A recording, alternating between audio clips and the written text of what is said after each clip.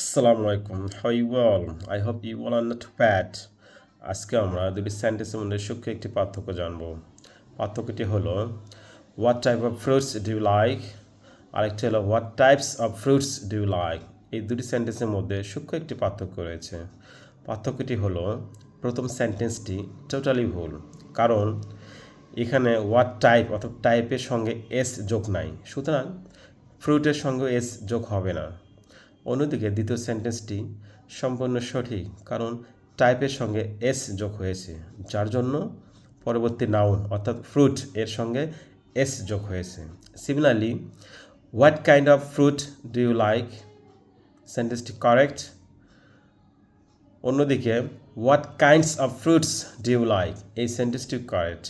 অর্থাৎ কাইন্ড অথবা টাইপের সঙ্গে যদি এস যোগ করেন তাহলে অবশ্যই পরবর্তী নাউনের সাথে এস যোগ করতে হবে। ধন্যবাদ সবাইকে।